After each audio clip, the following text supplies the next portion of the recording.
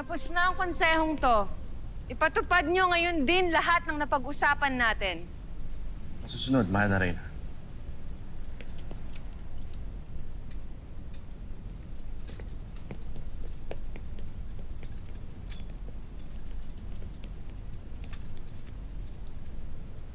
Alena, naiwan ka. May kailangan ka ba sa akin, Haraamihan? Alena, maupo ka.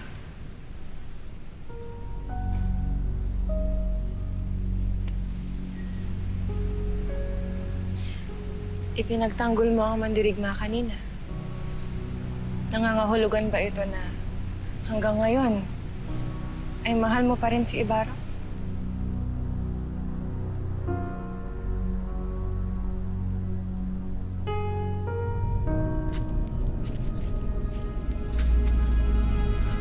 Ako? Ano naman kayamanan dito, Kamatayan meron.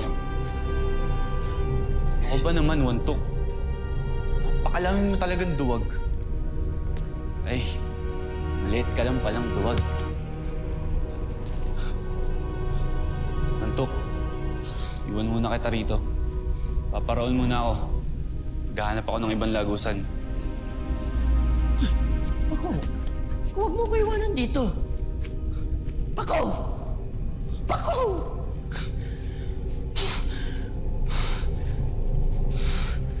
Hindi. Hindi ako duwag. Hindi ako duwag. Hindi. Walang if dito. Walang if dito. Wala.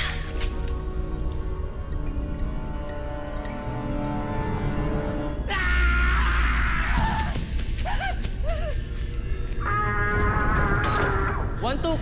Hindi tayo dyan! Dito tayo! Ibaro! Wala na natitirang buhay dito. Puro Eve na lang. At nagsasaitay ng parang mabuti pa. Umalis na tayo ngayon na din. May nakita nga rin pala kami lagusan pabalik. Hindi na natin kailangan umakyat pa.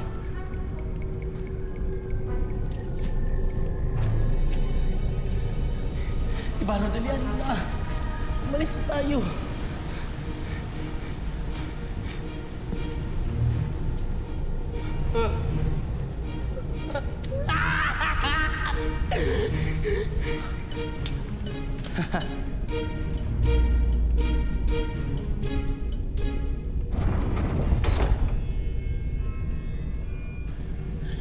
Bakit kinakailangan mo pa itong tanungin, Amihan?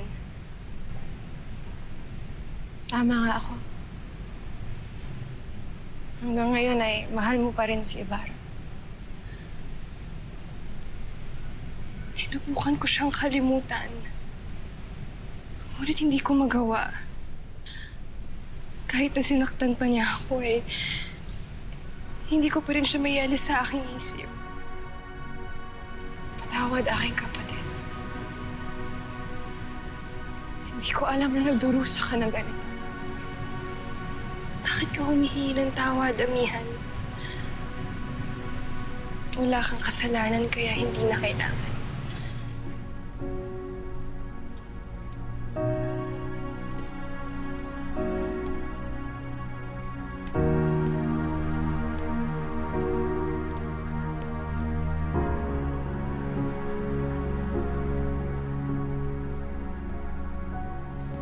Walang kamalay-malay si Alena na malaking bahagi ako kung bakit nagdurusa siya.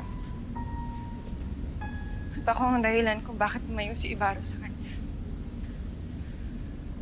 Imo, tulungan mo ako. Paano ako makabawi sa aking kapatid? Batid mo kung ano ang dapat mong gawin, Amihan. Sundin mo ang bulong ng iyong kalooban. Gawin mo kung ano ang tama. Kahit na ito ay magbunyag pa ng masakit na katotohanan.